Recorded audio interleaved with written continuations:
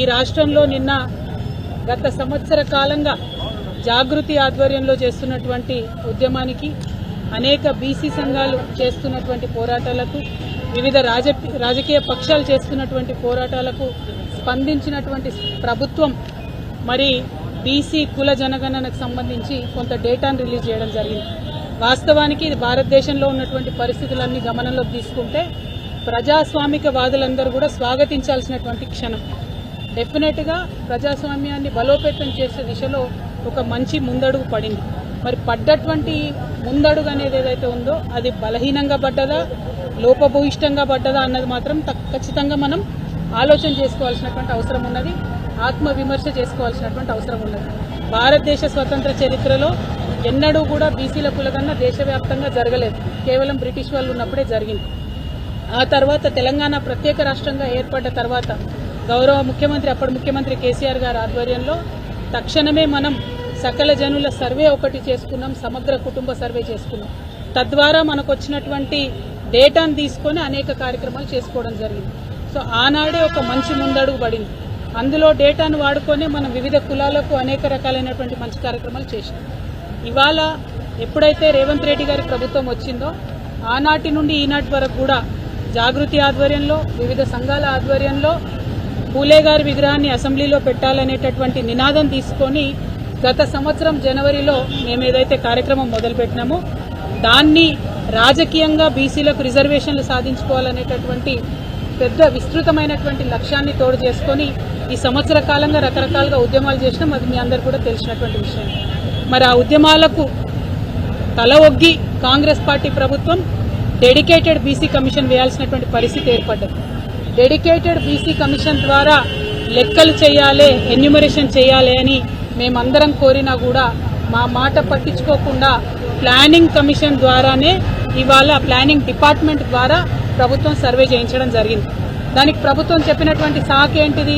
Planning department దగ్గర మాత్రమే మనుషులు ఉన్నారు, మెన్ అండ్ మెషినరీ ఉన్నారు కాబట్టి ప్లానింగ్ డిపార్ట్మెంట్ నుంచి సర్వే చేసినామని చెప్పింది. ఓకే, వెల్కమ్ చేసినాం. కానీ ఆ సర్వే ఇవాళ ప్రతి ఒక్కరి మనసులలో ఉన్నటువంటి విషయం సరిగ్గా జరగలేదనేటటువంటి ఆలోచన ప్రతి ఒక్కరికి ఉన్నది. మీరు ఏ గ్రామంలో చూసినా, ఏ పట్టణంలో చూసినా మా ఇంటికి రాలేదు అనేటటువంటి ఒక మాట అన్ని చోట్ల వినబడుతున్నటువంటి మాట. ఇది నేను చెప్తున్నది కాదు, అన్ని కుల సంఘాలు, అన్ని రాజకీయ పక్షాలు ప్రతి ఒక్కరు కూడా మాట్లాడుతున్నటువంటి మాట. ఒకవేళ సర్వే సమగ్రంగా జరగకపోతే మరి ప్రభుత్వం ఇచ్చినటువంటి డేటా కరెక్టా కాదా అనేటటువంటి అనుమానం ఒకటి వస్తున్నది. ఇవాళ మీకు ఇక్కడ ఒక లెక్క నేను చెప్పదలిసి చాలా ముఖ్యమైనది, తెలంగాణ సమాజానికి చేరవేయవలసిందిగా మీడియా మిత్రులు నేను కోరుతా ఉన్నా.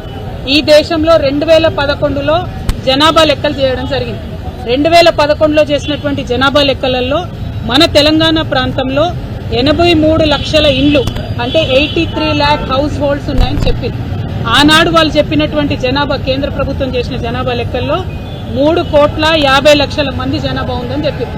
ఏది 2011.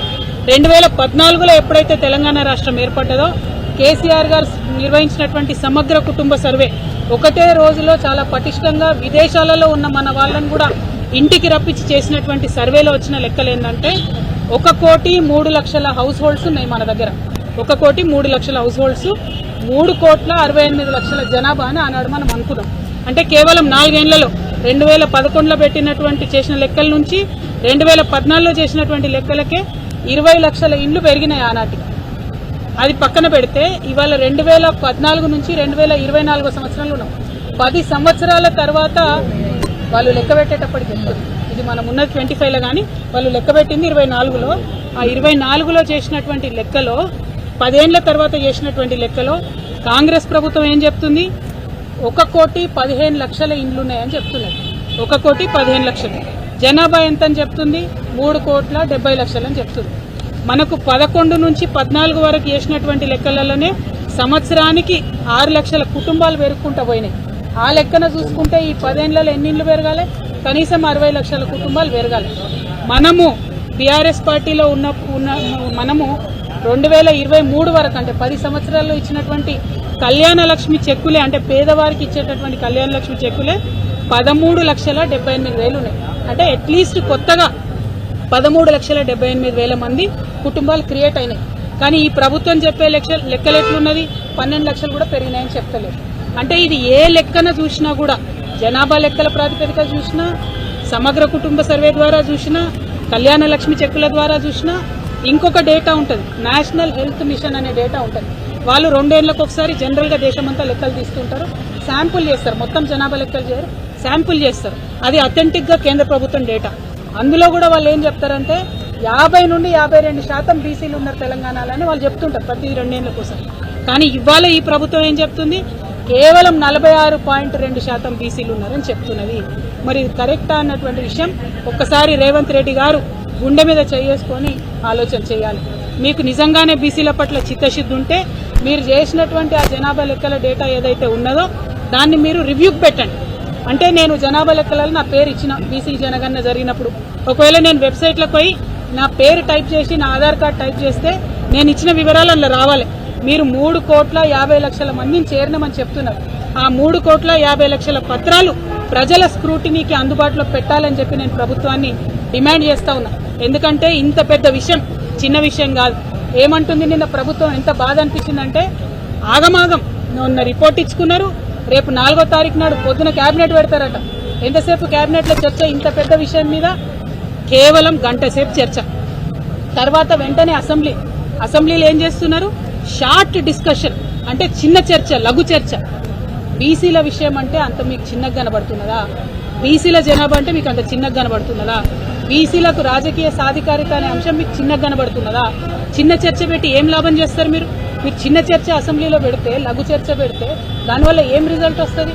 మీరు పెడితే అసెంబ్లీలో బిల్లు పెట్టండి, అసెంబ్లీలో కౌన్సిల్లో బిల్లు పాస్ చేసి బాజాప్తా మీరు ఏదైతే చెప్పినో బీసీలకు అట్లా రిజర్వేషన్ ఇవ్వండి. మీ నాయకుడు రాహుల్ గాంధీ గారు మేమెంత ఉంటే మాకంత ఇస్తామని చెప్తున్నారు కదా. 46.3% బీసీలు, 10% ముస్లింలు ఎవరైతే బీసీలు ఉన్నారో వాళ్ళు అందరు కలిపి 56.3% రిజర్వేషన్లు ఇవ్వండి, మీరు అమలు చేయండి. ఇది ఇవాళ మేము డిమాండ్ చేస్తా ఉన్నాం తెలంగాణ జాగృతి నుండి. ఎందుకోసం ఈ డిమాండ్ చేస్తున్నామంటే మేమెంతో మాకంతే అని చెప్పి దేశమంతా రాజ్యాంగం పట్టుకొని తిరిగే మీ రాహుల్ గాంధీ గారు బీసీల విషయంకి వచ్చే వరకు ఎందుకు వెనక్కిపోతున్నారు? మీరు ఇదే మోసం కర్ణాటకలో చేసిండ్రు, ఇదే మోసం మీరు బీహార్లో చేసిండ్రు, ఇదే మళ్ళీ మీరు తెలంగాణలో రిపీట్ చేసే ప్రయత్నం చేస్తున్నారు. కానీ మర్చిపోకండి, తెలంగాణ బీసీలు చైతన్యవంతమైనటువంటి బిడ్డలు. తెలంగాణ బీసీలకు తోడుగా ఇవాళ యావత్ తెలంగాణ సమాజం నిలబడింది. ఎస్సీలు, ఎస్టీలు, బీసీలు, మైనార్టీలు అందరూ కూడా తెలంగాణలో ప్రజాస్వామ్యం ఎక్కువ ఉంటుంది. ప్రజాస్వామ్యవాదులమైన అందరం కూడా బీసీలకు అండగా నిలబడి ఉన్నాం. మీరు చెప్పిన లెక్కలు కాకి లెక్కలని మేము చెప్తున్నాం. అయినా సరే ఆ కాకి లెక్కల్లో మీరు చెప్పినటువంటి శాతానికైనా తక్షణమే రిజర్వేషన్ ఇచ్చినాకనే మీరు ఎన్నికలకు పోవాలి. మేము ఒకవేళ ఈ లెక్కల గురించి ఎక్కువ మాట్లాడితే మాకు కాంగ్రెస్ పార్టీ నైజం తెలుసు, మా మీద నెపం నెట్టి ఎన్నికలు దూరం చేసే ప్రయత్నం చేస్తారు. కాబట్టి మేము ఇవాళ చాలా డిమాండ్ పక్కడబందీగా న్యాయ నిపుణులతో మాట్లాడి, అన్ని బీసీ సంఘాల కుల పెద్దలతో మాట్లాడి, అందరితో మాట్లాడినాకనే ఈ డిమాండ్ చేస్తూ ఉన్నాం. మీరు ఇచ్చిన కాకి లెక్కలైనా సరే 56.3% రిజర్వేషన్ పెట్టి ఎన్నికలకు పోండి. ఈ లోపల ఒక 15 రోజులు రివ్యూకి టైం ఇవ్వండి. అన్ని నగరాలలో, ప్రధాన కూడళ్లలో ప్రభుత్వం తరఫున మీరు టెంట్లేసి మళ్ళా ఒకసారి ఎవరైనా మిస్ అయిన వాళ్ళు ఉంటే వారి జనాభాను నమోదు చేసుకునేటటువంటి అవకాశాన్ని మీరు ఇవ్వండి. మీకు చిత్తశుద్ధి ఉందంటున్నారు కదా, ఇవ్వండి. నిన్న నాకు ఇంకా డేటా వచ్చింది చాలా, దాంట్లో చాలా మంది బీసీ మేధావులు ఫోన్ చేసి చెప్తున్నారు, క్రితంసారి కేసీఆర్ గారు చేసిన సమగ్ర కుటుంబ సర్వేలో వచ్చినటువంటి బీసీ జనాభాకి ఇప్పుడు వచ్చినటువంటి బీసీ జనాభాకి 21 లక్షల మంది తేడా కనబడుతున్నది. మరి ఆ 21 లక్షల మందికి ఎందుకు అకౌంటబిలిటీ లేదు? క్రితంసారి సమగ్ర కుటుంబ సర్వేలో ఓసీల సంఖ్య చాలా తక్కువగా కనపడ్డది, ఈసారి ఓసీల సంఖ్య చాలా పెంచి కనబడుతున్నది. మరి దీంట్లో ఏంటి మతలబు? ఓన్లీ ఓసీల జనాభా పెరిగి బీసీల జనాభా తగ్గుతుందా, ఎస్సీల జనాభా తగ్గుతుందా, ఎస్టీల జనాభా తగ్గుతుందా అనేటటువంటి ప్రశ్నలు వస్తున్నాయి. కాబట్టి ఈ డేటా మీద అనేక అనుమానాలు ఉన్నప్పటికీ మీరు చెప్పిన లెక్కలనే ఈ ఎన్నికల మందం ఆహ్వానించి మీరు చెప్పిన లెక్కల ప్రకారం ఎలక్షన్లకు బీసీలకు రిజర్వేషన్లు ఇచ్చి వెళ్లవలసిందిగా డిమాండ్ చేస్తా ఉన్నాం. ఎందుకంటే నెపం మళ్ళా మీరు ప్రజల మీద పెట్టి ఇచ్చే ఫలాలు ఇవ్వకుండా ఆపుతారు. కాబట్టి ఇట్లా డిమాండ్ చేస్తా ఉన్నాం. దాంతోపాటు ఒక 15 రోజులు మళ్ళీ ఒకసారి రివ్యూకి అవకాశం ఇవ్వాలి. ఎవరైతే ఎన్రోల్ కాలేదో వాళ్ళు ఎన్రోల్ చేసుకునే అవకాశం ఇవ్వాలి. మేము రేపు పొద్దున అసెంబ్లీలో చర్చ పెట్టినారు, దాన్ని ఆహ్వానిస్తున్నాం. అసెంబ్లీలో ప్రభుత్వం ఇంకా ఏమైనా క్లారిటీ ఇస్తుందేమో కూడా తప్పకుండా వేచి చూస్తాం. ఇచ్చిన తర్వాత కూడా మళ్ళీ బీసీ ఉద్యమాలలో ఎన్నో సంవత్సరాల నుండి పనిచేస్తున్నటువంటి అందరి పెద్దల్ని కూడా కలుస్తాం. కృష్ణయ్య గారైనా వి ప్రకాష్ గారైనా ఇంకా అనేక మంది పెద్దలు ఉన్నారు, నాయకులు ఉన్నారు. అందరితోని రేపు అసెంబ్లీ తర్వాత కూడా మళ్ళీ కలిసి సమాలోచన చేస్తాం. అల్టిమేట్ గా తెలంగాణలోని బీసీలకు సాధికారత వచ్చేంత వరకు, రాజకీయాల్లో మనకు దక్కాల్సిన వాటా మనకు దక్కేంత వరకు పోరాటం ఆగదు. జాగృతి ఈ పోరాటంలో ముందుంటదని చెప్పి మీ అందరికీ తెలియజేస్తున్నాను. Thank you. జై తెలంగాణ.